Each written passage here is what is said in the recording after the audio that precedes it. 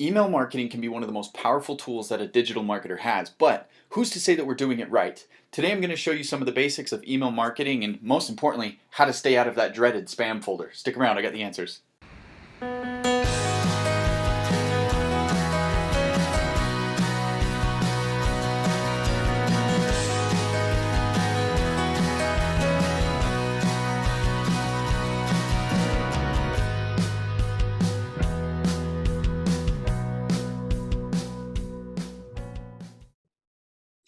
Hey everybody, welcome back. I want to thank you first of all for checking out the video. If you're new here, my name is Cameron Bischoff and I am an online digital marketer who specializes in affiliate marketing. Okay, that's my specialty. Perfect. Today's video is going to be a little bit more simple in the sense that I've just kind of created a little bit of a presentation to talk about email marketing, why it's important in your business, how you can use it to grow your business and ultimately master the art of email marketing. Okay. But one of the big things that I'm going to cover today is how to stay out of your client's spam folder, because that is a problem that we run into. Okay. Let's talk a little bit about email marketing. Okay. Why it's such a powerful tool. All right.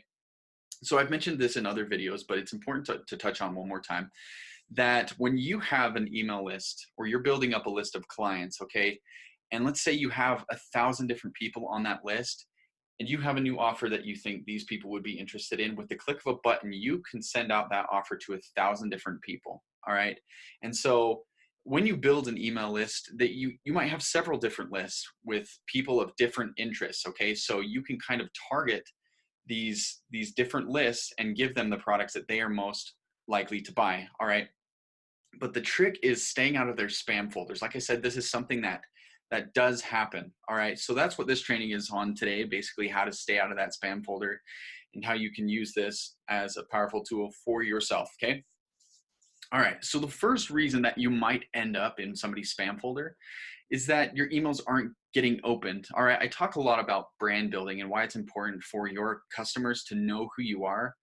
Well, that all comes down to brand building, right? Because if they don't feel like they know you, then most likely they don't trust you. Therefore, they're not going to open your emails. All right. So if you're consistent in the way that you send out your emails, they're going to see your name every single day, to the point where they're like, they can almost expect it from you, right? They know that you're going to be reaching out to them via email. Okay. So if they feel like they know you, the chances of you getting your emails opened are a little bit higher, and therefore you will stay out of the spam folders. Okay. Your subscribers probably don't remember you if you're not being consistent. All right. It's just like another person showing up in their email. And that's kind of annoying, because the thing is, I've subscribed to a lot of different like channels and things like that where I don't even remember half of the people, and I never open them. Okay. So their chance of ending up in my spam folder is a lot higher. So give them a reason to trust you, to like you, and yeah, keep your lists up to date. All right. Sometimes people shut down their emails. All right. They don't use them anymore. And if you're not going through that and kind of finding the inactive emails, well, then your list is not up to date. And then therefore you get flagged, and then your chances of ending up in spam is a lot higher. Okay. So another reason why you might end up in somebody's spam folder is that the from email or the from information is not accurate.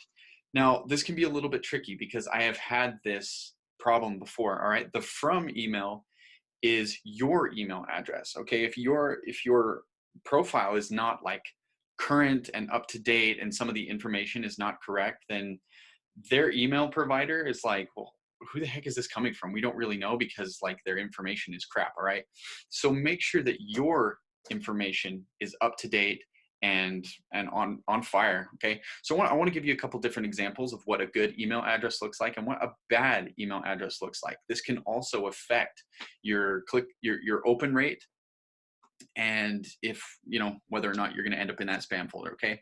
So always use a professional email address. Now, there are ways to do this. It's easier, obviously, to go and start just like a Gmail account. That's very, very simple, but it just doesn't look as professional. So, for example, I want to ask you this question: if you received an email from cmoneyfresh@gmail.com, like, that seems kind of spammy, right? Even though that might be a personal email address, it's not. Just by the way, that was made up for the purpose of this video. But C Money Fresh is what I like to call myself when I'm alone. And so you might not open that. Whereas if you see an email address that looks like this, Cameron@freedomtobecome.com, it looks a lot more professional. It's better for you in the long run because people kind of can trust that. And the email providers recognize this as something a little bit more professional as well, therefore increasing your chance of staying out of that spam folder. Okay. And so there are ways that you can set up a professional email address, and it's very, very simple. Okay. G Suite, Outlook, there are different services that can provide that for you. And it's really not expensive. So I've got another video, which I'll put down in the description box, that you can go and watch, and I'll teach you how to set up your professional email address. Okay. So make sure you go and check that out. Next thing, you may or may not have seen this. Okay. So when you send out an email to somebody else, the more credibility you can give to that email, and I mean credibility in terms of like, do you have a physical address? If your business is set in a certain location, like, is that address on your email? All right. Do you give them the option of an unsubscription? Okay. A lot of times we don't give them that option. All right. And people like choices. They like having the freedom. And if they don't want to be a part of what you're talking about, then there's no reason they shouldn't be able to go and unsubscribe from you. All right. And yes, you might lose some subscribers, but in the long run, you look better to the email providers. Okay. Just because you have that option. All right. So avoid at all costs the spam trigger words. What are these spam trigger words? Okay. There's a difference between writing good copy and writing clickbait. Okay. Copy is the wording that we use for writing emails.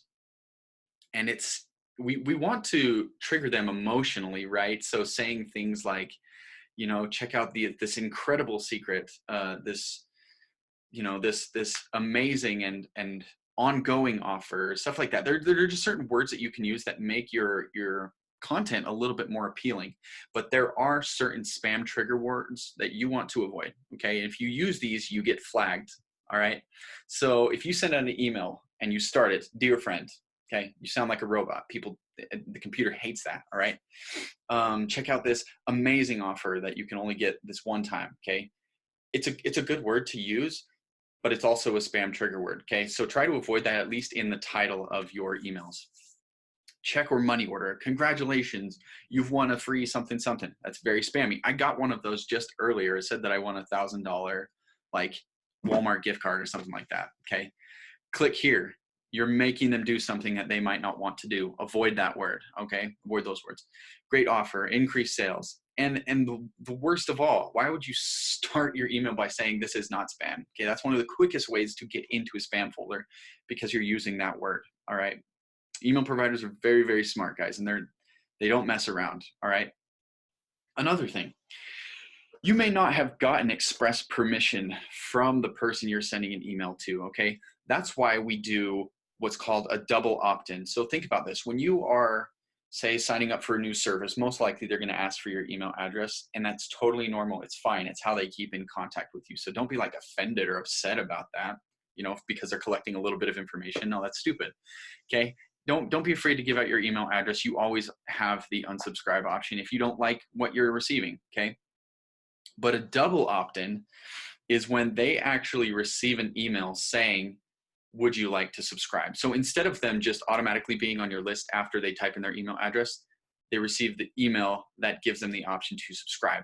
Now, when they do that, that means they have given you their express permission to be a part of your email list. And that's probably one of the best ways to stay out of the spam folders, because they know that you're going to be sending them stuff. Okay. Other notes. Okay. In your emails, put a little picture of yourself. It goes back to that concept of your customers understanding who you are and knowing you personally, because when they know you personally, they trust you a little bit more, and their chances of actually buying something is a lot higher. Okay. So that's fine. In my opinion, it adds a little bit of professionalism because you're adding a photo of yourself. Just make sure it's a good one. Make sure your fonts are consistent and that they're all staying at the same sizes and colors and things like that. And then make sure you have mobile options. All right. Now there are different ways that you can do that and set all this up. Since this is more of the information, the what, then we're going to want to know the how. All right, there are different tools that will help you to write email sequences and how to make sure that you stay out of the spam folders. But this information is really what's going to get you the most success as far as that goes. Okay, because let's get real. If you are in the spam folder, people are not seeing what you have to offer, and you're just wasting your time. All right, so these are important things to remember. If you have any questions, please feel free to reach out. We do have a private Facebook group, which I'm also going to put down in the description box below. So please check that out. It's a great community where people, entrepreneurs, digital marketers, we come together and we ask each other questions, right? No spamming whatsoever. Because why? Spam sucks. All right, guys. Thanks for checking out the video, and we'll see you next time.